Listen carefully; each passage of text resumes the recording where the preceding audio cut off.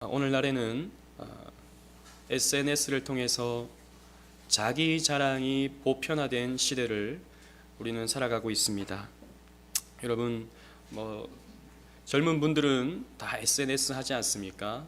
페이스북이라든지 인스타그램이라든지 이런 것들을 보게 되면 저는 또 많은 젊은이들과 함께 이렇게 SNS에서 교제를 하다 보니까 가끔씩 보면 자기 자랑의 장인 것 같은 그런 느낌이 듭니다. 무엇을 먹었는지, 무엇을 입었는지, 무엇을 구입했는지, 어디에 여행을 갔는지 자랑하기를 좋아하죠. 그래서 마치 경쟁하기라도 하듯이 맛있는 거 먹으면 꼭 사진 꼭 찍고 좋은 데 가면 꼭 사진 찍고 나 여기 갔다 왔다, 나 이런 거 먹었다 라고 이렇게 자랑합니다. 또 다른 사람들이 그렇게 자랑하는 것을 보게 되면 부러운 마음이 들죠. 그리고 꼭 나와 좀 이렇게 친한 혹은 또 약간 미묘한 경쟁 관계에 있는 사람이 그렇게 좋은 데 가고 좋은 거 먹고 이런 사진을 SNS에 올린 거 보면 부럽죠. 질투나죠. 그래서 나도 더 맛있는 거 먹어야지, 나도 더 좋은 데 가야지 라고 생각하면서 가서 찍어서 또 SNS에 올리기도 합니다. 뿐만 아니라 요즘 이런 SNS를 보면 지식 자랑을 하는 사람도 굉장히 많습니다. 자기가 생각하는 것들, 자기가 또 이렇게 느꼈던 것들, 물론 자기가 자기의 생각을 공유하는 것은 나쁜 것이 아니죠. 그러나 한편으로 보면 이 시대를 읽는 눈이 남다르다는 것을 조금 이렇게 과시하고 자랑하고 싶은 마음도 없지 않아 있는 것 같습니다. 분명한 것은 물론 SNS의 순기능도 있지만 SNS라고 하는 것이 사람들의 허영심을 자극하고 내면적인 것이 아니라 어떤 외면적인 것들, 외적으로 나타나는 것들에 대해서 더 치중하게 만드는 그런 악영향도 있는 것이 아닌가 저는 생각해 보게 됩니다. 왜냐하면 선악과를 입에 물고 태어난 모든 이 땅의 죄악된 군상들은 자기가 하나님이 되어서 자기를 과시하고 자기를 자랑하고 자기의 어떤 영광을 추구하는 것이 본질적인 죄악된 모습이기 때문입니다.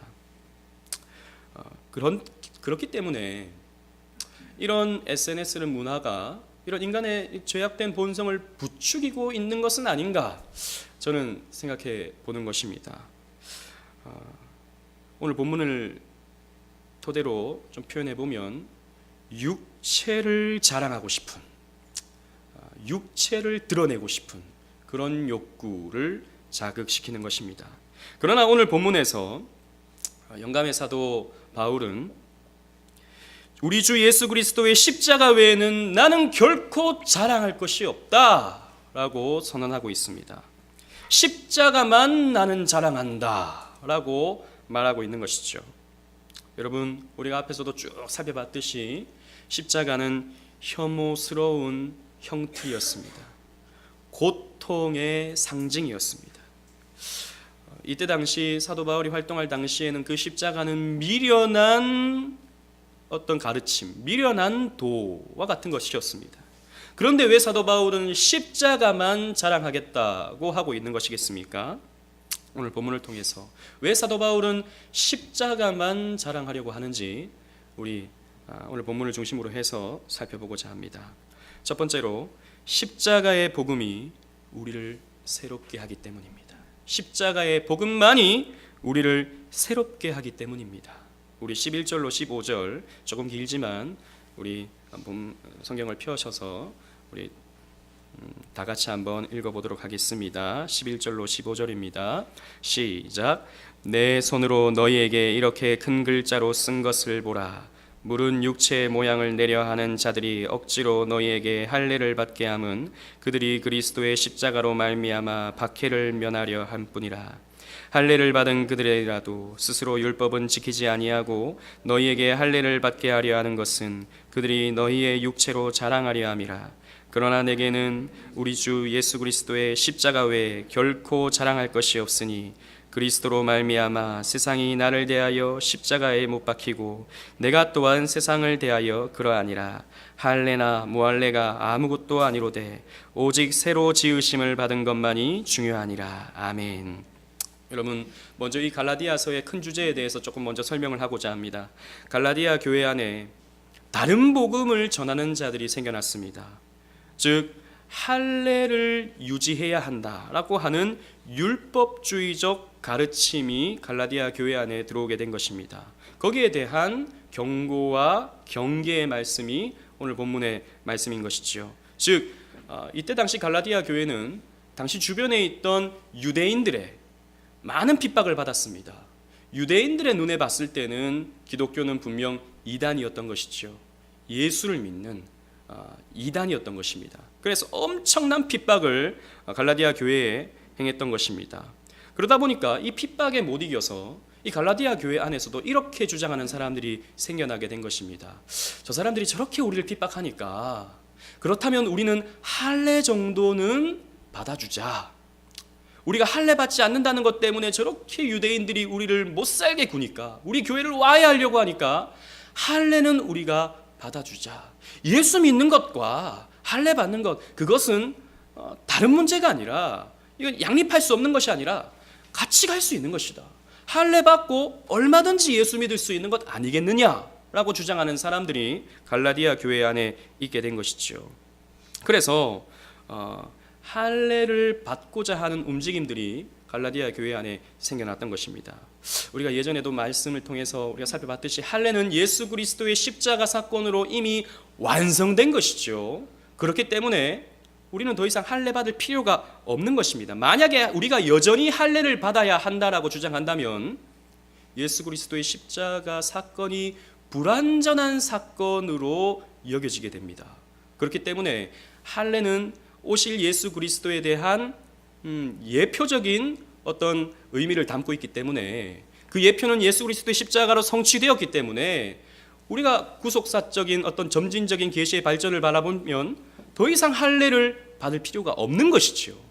그럼에도 불구하고 그냥 저 사람들이, 저 유대교도들이 너무 우리를 못 살게 구니까 할례 받자라고 하는 사람들이 생겨나고 할례를 받는 사람들이 점점 많아지고 있는 상황이었던 것이지요. 그러나 사도 바울은 이러한 가르침을 다른 복음이다 라고 말했습니다. 이런 다른 복음을 전하는 자들은 저주를 받을지어다 라고 말했습니다. 그들을 거짓 선지자다, 거짓 교사다 라고 말했습니다. 그러면서 오늘 본문 11절에 이렇게 말하고 있습니다. 내 손으로 너희에게 이렇게 큰 글자로 쓴 것을 보라. 내가 지금 크게 써서 너희들에게 쓰는 이 편지를 봐라 라고 이렇게 말하고 있습니다. 여러분, 왜 사도 바울이 큰 글씨로 썼을까요? 어떤 학자들은 이렇게 표현합니다. 사도 바울이 눈이 안 좋았기 때문에, 그 다메섹 도상에서 그 빛이 비쳤을 때 눈이 안 좋아졌기 때문에, 안질이 있었기 때문에 잘 안 보여서 크게 썼을 것이다 라고 이렇게 주장하는 신학자도 있습니다. 그렇다면 모든 서신이 다 크게 썼을 거예요. 그죠? 잘 안 보이니까. 다른 성경에도 내가 큰 걸 크게 쓴 것을 봐라 라고 아마 이렇게 기록해 놨을 것입니다. 그렇게 보기에는 조금 어려움이 있죠. 여러분, 우리도요, 어떤 글을 쓰게 될 때 크게 쓰는 부분들이 있을 수 있습니다. 어떨 때 크게 씁니까? 강조할 때 그렇죠. 그래서 우리도 어떤 글을 쓰게 될 때 강조하는 부분은 볼드체로 하지 않습니까? 굵은 글씨로 혹은 큰 글씨로, 제목들은 더 크게, 이런 식으로 표현하지 않습니까? 마찬가지로 사도 바울은 강조해서 지금 이 서신을 쓰고 있는 것입니다. 꼭 기억해라. 이것은 너무나도 중요하다 라고 사도 바울은 말하고 있는 것입니다. 12절 말씀을 보면, 물은 육체의 모양을 내려하는 자들이 억지로 너희에게 할례를 받게 함은 그들이 그리스도의 십자가로 말미암아 박해를 면하려 함뿐이라 라고 했습니다. 즉 그 사람들이, 그 거짓 교사들이 너희에게 할례를 강요하는 것은 그리스도의 십자가로 말미암아 박해를 면하게 하려 함뿐이다. 즉 할례 유지론자들이 할례를 여전히 해야 한다고 주장하는 것은 유대인들의 박해를 피하기 위한 타협이다, 이렇게 말하고 있는 것이죠. 진리를 따르지 아니하고 사람들의 눈치를 보고 말씀을 따라가지 아니하고 사람들의 어떤 평가나 사람들의 어떤 관계, 이것을 의식한 결과이다 라고 말하고 있는 것이죠. 그리고 13절에 할례를 받은 그들이라도 스스로 율법은 지키지 아니하고 너희에게 할례를 받게 하려 하는 것은 그들이 너희의 육체로 자랑하려 함이라고 했습니다. 할례의 유지론자들, 즉 거짓 교사들은 율법을 다 지키지도 않으면서 갈라디아 교인들에게는 할례를 요구하는 것은 육체로 자랑하기 위함이다 라고 말하고 있습니다. 이 말은 거짓 교사들이 갈라디아 교인들 중에 몇 명이나 할례를 받았는지 세어서 우리는 이만큼의 할례 받은 사람들의 규모가 있다, 우리는 이만큼의 교세를 가지고 있다 라고 하는 그 육체적 숫자, 이것을 자랑하기 위함이다 라고 사도 바울은 말하고 있는 것입니다. 자신들의 영향력, 자신들의 힘, 자신들의 규모, 크기, 이런 것들을 자랑하려고 합니다.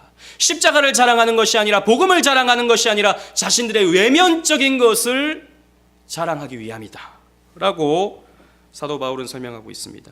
여러분, 오늘날도 마찬가지죠. 오늘날의 사람들의, 즉 믿음이 연약한 자들의 교회를 향한 평가는 그 교회가 어떤 말씀을 전하는가 보다도 그 교회의 프로그램이 얼마나 다양하게 있는가에 초점이 맞춰집니다. 그 교회에 사람이 몇 명이 모이는가, 여기에 초점이 맞춰집니다. 그 교회는 얼마나 괜찮은 규모의 교회당을 가지고 있는가, 여기에 초점이 맞춰집니다. 작은 교회는 잘 안 오죠. 작은 교회는 뭐 사람도 별로 없고 프로그램도 없고 사람들의 평가가 그렇게 된 것입니다. 물론 여러분, 뭐 좋은 예배당 가지고 있는 그 나쁜 것도 아닙니다. 사람들 많이 모이는 거, 그게 어떻게 나쁜 일이겠습니까? 감사한 일이고 좋은 일이죠. 그러나 사람들의 평가가 진리가 아닌, 내면적인 것이 아닌, 영적인 것이 아닌 외면적인 것에만 초점이 맞춰져 있다면 그것은 분명 잘못된 것입니다. 사도 바울은 그것을 지금 경고하고 있는 것이죠. 사도 바울은 자신의 힘을 자랑하지 않았습니다. 자신의 영향력을 자랑하지 않았습니다. 자신이 어떤 사람들, 몇 명의 사람들에게 지금 목양을 하고 있는지, 혹은 관계하고 있는지, 이런 숫자를 자랑하지 않았습니다. 14절 말씀을 보십시오. 그러나 내게는 우리 주 예수 그리스도의 십자가 외에는 결코 자랑할 것이 없다. 그리스도로 말미암아 세상이 나를 대하여 십자가에 못 박히고 내가 또한 세상을 대하여 그러하니라 라고 했습니다. 이 말은 그리스도로 말미암아 세상이 나를 대하여 십자가에 못 박히고 내가 또한 세상을 대하여 그러하니라, 이 말은 조금 어렵습니다. 이 말을 그냥 읽어보면 이게 무슨 말인가 싶은 생각이 듭니다. 세상이 나를 대하여 십자가에 못 박혔다, 이 말은 쉽게 말해서 세상은 바울에게 그 어떤 만족도 줄 수 없다. 왜? 죽어버렸기 때문에. 바울도 세상에게 그 어떤 만족을 추구하지 않는다. 왜? 십자가에서 죽어버렸기 때문에. 사도 바울은 지금 그 말을 하고 있는 것입니다. 그래서 세상을 향하여 미련을 갖지 않고 외면적인 것에 대한 집착하지 아니하고, 사도 바울은 그 안에 있는 그의 심령 속에 우뚝 서 있는 예수 그리스도의 십자가, 이것을 자랑하고 싶다라고 말하고 있는 것이죠. 거짓 교사들이 세상으로부터 인정받고 싶었던 것과 대조적입니다. 사실 사도 바울은 세상적으로 봐도 충분히 자랑할 것이 많은 사람이었다는 것을 우리는 잘 알고 있습니다. 우리 주보에 있습니다. 빌립보서 3장 5절로 8절 말씀을 우리 다 같이 한번 읽어보도록 하겠습니다. 시작. 나는 8일 만에 할례를 받고 이스라엘 족속이요 베냐민 지파요 히브리인 중에 히브리인이요 율법으로는 바리새인이요 열심으로는 교회를 박해하고 율법에 의로운 흠이 없는 자라. 그러나 무엇이든지 내게 유익하던 것을 내가 그리스도를 위하여 다 해로 여길 뿐더러 또한 모든 것을 해로 여김은 내 주 그리스도 예수를 아는 지식이 가장 고상하기 때문이라. 내가 그를 위하여 모든 것을 잃어버리고 배설물로 여김은 그리스도를 얻고 그랬습니다. 사도 바울은 좋은 혈통을 가졌습니다. 난지 8일 만에 할례도 받고 이스라엘 족속, 즉 선민이고 베냐민 지파, 히브리인 중에 히브리인, 율법으로는 바리새인. 여러분, 사도 바울은 가말리엘의 문화생으로서 뛰어난 바리새인이었습니다. 당시 엘리트 중에 엘리트였습니다. 종교적으로나 학문적으로나 많은 사람들에게 존경받을 만한 어떤 스펙을 가지고 있었던 사람이었습니다. 또 율법 준수에도 굉장히 탁월했죠. 뭐라 그럽니까? 율법의 의로는 흠이 없는 자라. 바리새인들은 613가지의 율법을 쫙 나열해서 그 율법을 지키려고 애를 썼는 사람들인데, 그래서 많은 사람들에게 존경받던 사람들인데, 사도 바울은 흠이 없는 자다 그랬습니다. 다 지켜 행하던 자였다라는 것이죠. 그런데 뭐라 그럽니까? 이 모든 것을 그리스도를 위해 나는 해로 여긴다. 이 외적인 거, 껍데기, 이런 거 난 해로 여긴다. 더 나아가서 뭐라 그럽니까? 나는 이런 것들을 배설물로 여긴다 그럽니다. 그리고 배설물이 뭡니까? 조금 속된 말로 똥이죠. 똥덩어리로 여긴다 라는 것입니다. 아무것도 아니다 라는 것이죠. 버릴 것이다 라는 것입니다. 왜 그렇습니까? 사도 바울은 이 모든 것, 외적인 것이 아무것도 아니라는 것을 알았기 때문입니다. 사람의 외적인 것은 드러나는 것이고 평가받는 것이지만, 사람들에게 평가받는 것이지만, 내면적인 것은, 영적인 것은 하나님께 평가받고 하나님으로부터 인정받을 수 있는 것이기 때문이죠. 그래서 사도 바울은 나는 십자가만 자랑한다 그랬습니다. 그래서 오늘 본문 갈라디아서 6장 15절에 할례나 무할례가 아무것도 아니로되 오직 새로 지으심을 받은 것만이 중요하니라 그랬습니다. 할례나 무할례나 이런 것 아무것도 아니다. 할례 받는다고 구원 받는 것 아니고, 할례 안 받는다고 구원 못 받는 것도 아니다. 할례는, 율법은, 행위는 우리를 변화시키지 못한다 라는 것입니다. 여러분, 교회 봉사 많이 하는 것 좋은 일입니다. 교회가 많은 일들을 해나가는 건 너무나도 귀한 일입니다. 그러나 일하는 것이 사람을 변화시키지는 못합니다. 저희 교회도 가끔씩 그런 분들이 있어요. 제가 설거지 하겠습니다. 제가 반찬 만들어 오겠습니다. 이렇게 말씀하시는 분들이 있습니다. 그래서 저도 얼마나 감사해요. 너무 귀한 일이죠. 그러나 괜찮습니다. 우선 예배에 집중하십시오. 올해만큼은 예배에 집중하십시오. 다른 일을 하려고 하지 마시고 말씀, 성경 공부, 예배에 집중하시고 이 복음에 조금 더 많은 관심 가지십시오. 제가 이렇게 말합니다. 왜냐하면 십자가가 우리를 변화시키기 때문이죠. 할례, 율법, 행위가 우리를 구원해 주지 못하고, 그것이 우리를 변화시키지 못하고, 십자가 복음만이 우리를 변화시키기 때문입니다. 사도 바울이 뭐라 그럽니까? 오직 새로 지으심을 받는 것만이 중요하니라. 새로 지으심을 받는 것은 오직 십자가만으로 가능하기 때문입니다. 여러분, 십자가가 우리를 새롭게 지어갑니다. 십자가가 우리를 새롭게 태어나게 합니다. 십자가가 우리를 새롭게 합니다. 여러분, 십자가 복음 앞으로 우리가 나아가면 그 복음이 우리를 변화시킵니다. 십자가에서 쏟으신 예수 그리스도의 그 뜨거운 보혈이, 십자가에서 외치신 예수 그리스도의 다 이루었다라고 하는 그 말씀이, 십자가에서 나타나신 성부와 성자의 그 사랑이 우리를 변화시킵니다. 우리를 새롭게 합니다. 우리를 하나님의 자녀로 만들어갑니다. 그래서 사도 바울은 나는 십자가만 자랑한다 라고 외치고 있는 것이죠. 두 번째로, 십자가의 흔적이 우리를 영광스럽게 하기 때문에 사도 바울은 나는 십자가만 자랑한다 라고 외쳤습니다. 우리 16절로 18절 조금 더 큰 소리로 우리 다 같이 한번 읽어보도록 하겠습니다. 16절로 18절입니다.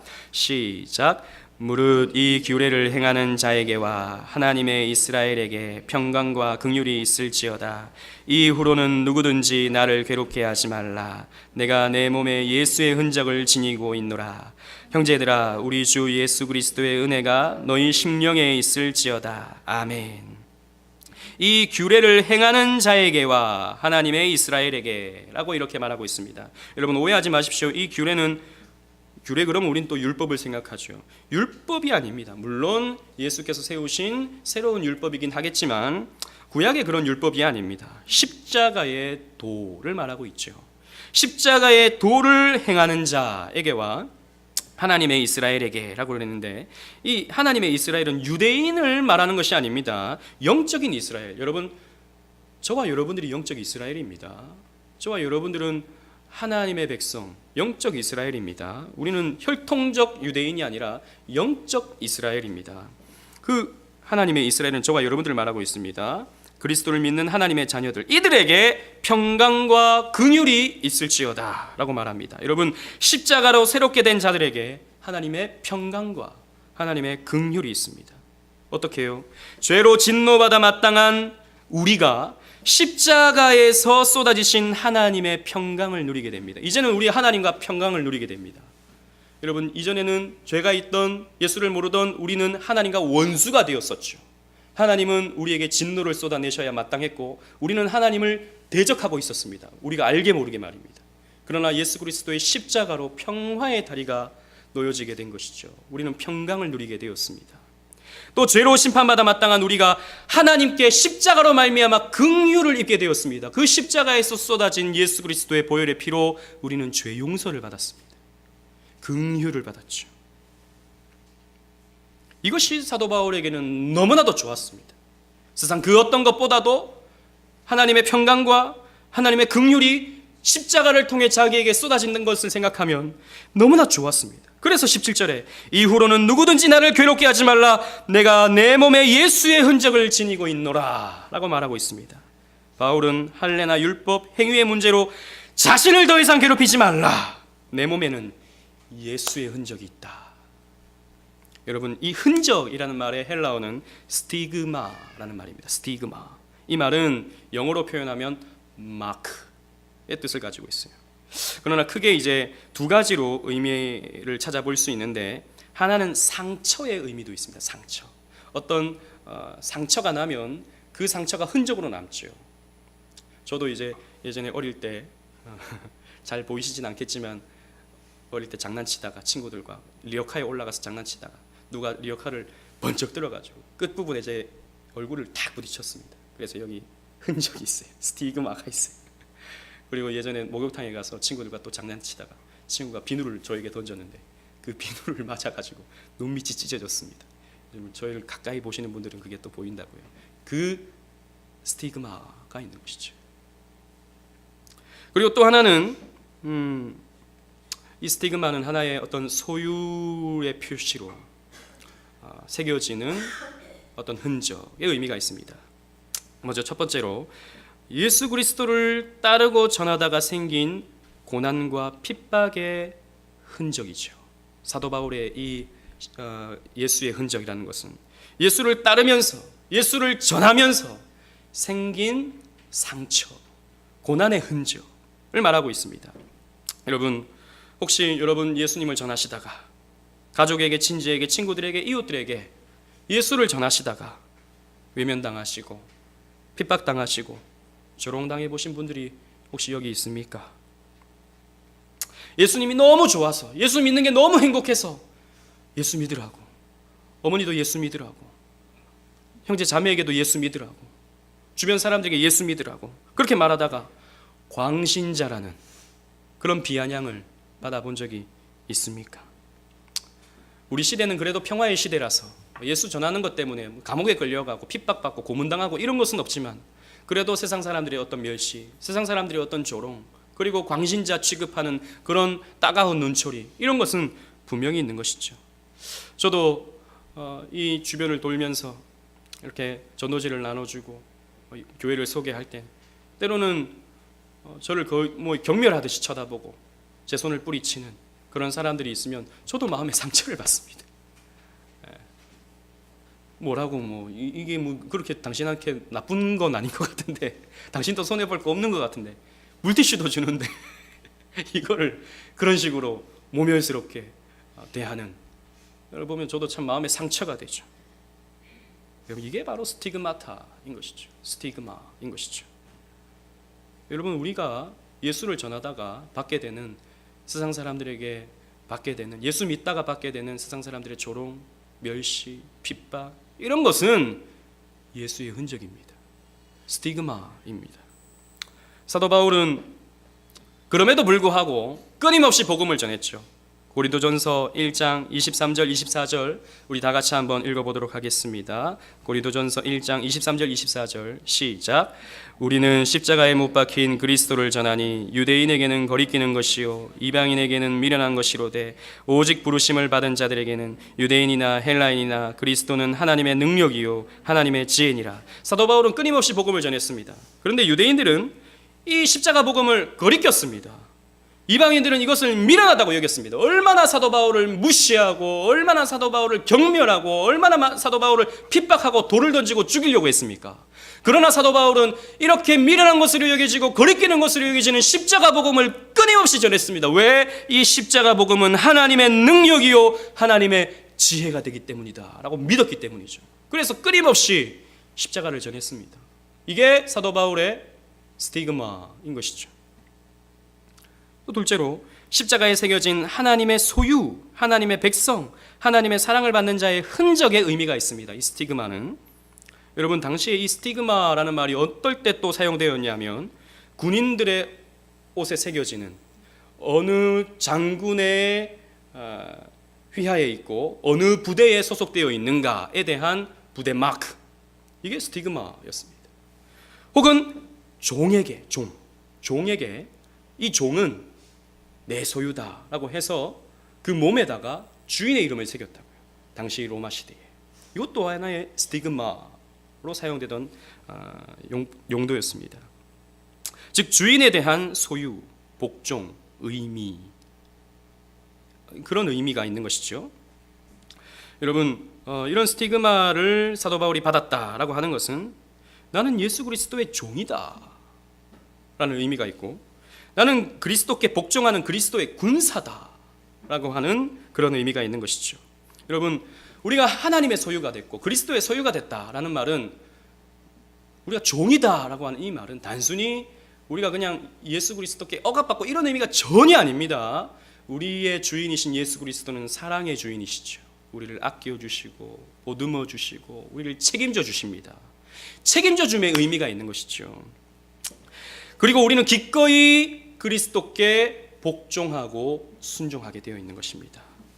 그래서 여러분 이 십자가의 흔적은, 이 예수의 흔적은 우리를 영광스럽게 합니다. 어느 부대를 나왔는가? 이것도 굉장히 젊은 친구들에게 있어서는 또 나이 드신 분들에게도 마찬가지죠. 어느 부대에서 군생활을 하고 전역했는가?